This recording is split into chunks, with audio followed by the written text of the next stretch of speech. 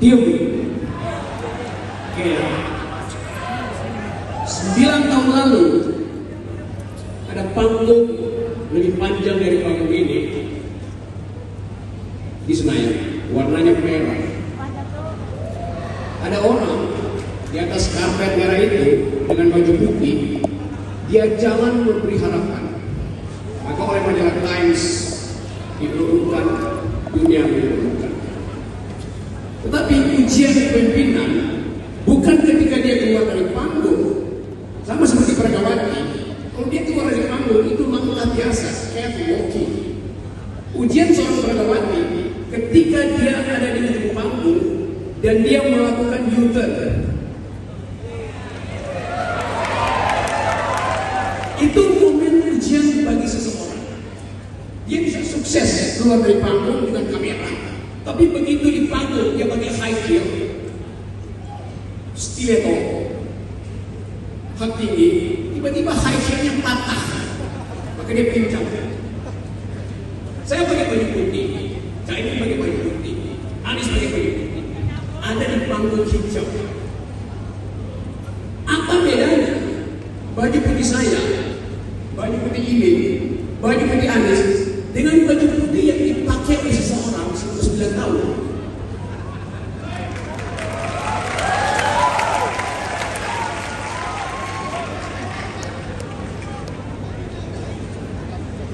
Ada orang pakai baju putih selama 9 tahun, tapi otaknya hitam.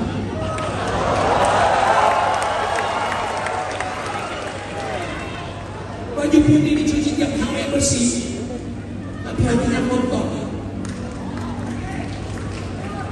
Sekarang orang yang sama masih pakai baju putih, tapi putihnya putih pucat, putih ketakutan, bukan putih bahaya. Kita mau bikin perubahan, sebelum kita ubah, putih itu mesti putih yang bercahaya, bukan putih karena ketakutan.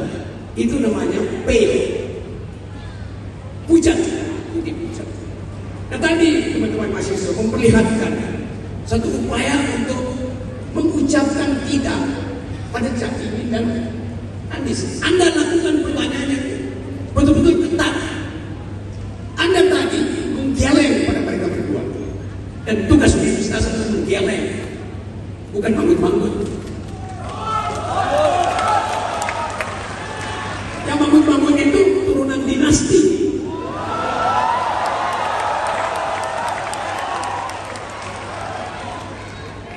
Jadi saya percaya bahwa hari ini bangkit sebagai generasi, yaitu generasi yang menggeleng pada kekuasaan, menggeleng pada oligarki. Lagu Anda tadi, lagu para mahasiswa, Anda diminta untuk mengucapkan perhadapan demi mereka yang ada di simpang jalan dan bingung mencari arah. Lagu kalian, pertanyaan saya,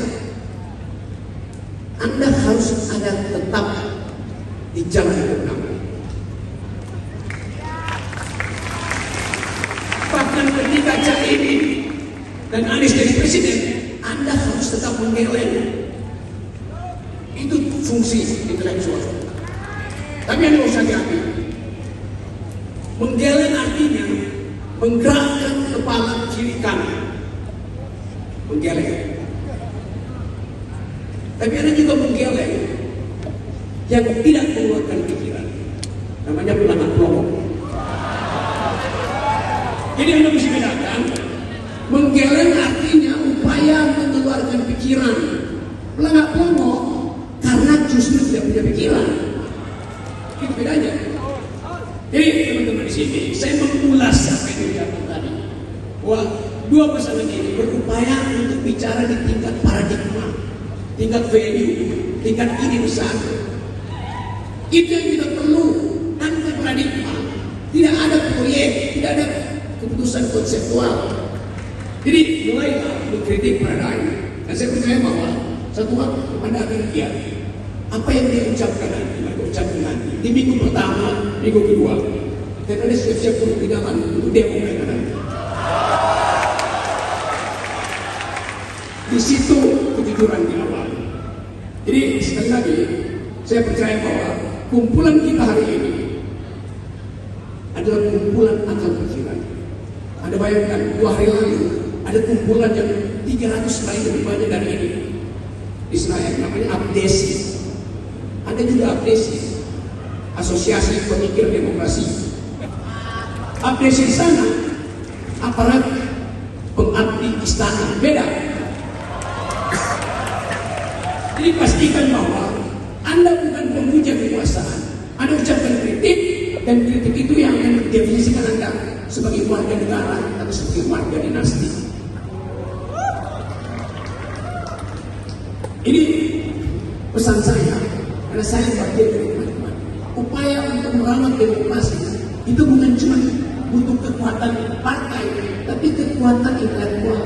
Demokrasi itu adalah pikiran yang diucapkan melalui pemilu. Demokrasi adalah kekuasaan otak melalui kekuasaan rakyat.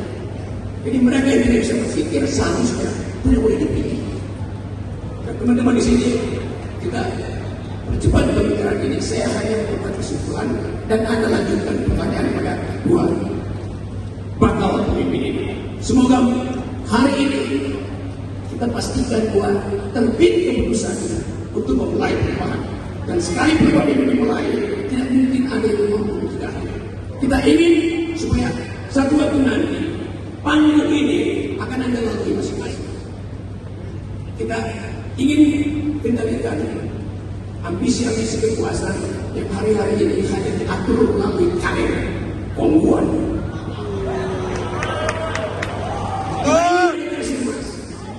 Kita ingin semua kita mampu untuk mengucapkan keadilan.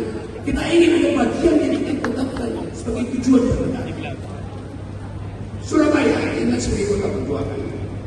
Bung Karno belajar di sini. Semua ideologi dimulai dari Surabaya. Bung Karno belajar tentang nasionalisme di sini.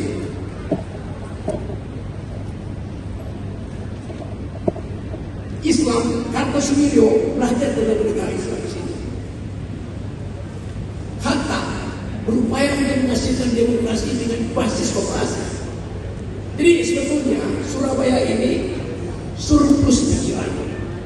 Dan kita ingin surplus itu kita pelihara baik-baik. Dan Surabaya juga diucapkan Hari Pahlawan. Bung Karno mengutip pikiran-pikiran dunia karena belajar di Surabaya melalui kursus-kursus dari Haji Omar Senjok Prawinoto.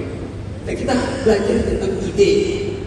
Satu waktu Bung Karno bilang, beri saya 10 pemuda dan saya guncang dunia. Itu kata Presiden Soekarno. Apa kata Presiden Jokowi? Saya kirim 1 pemuda, saya jadikan dia wapres.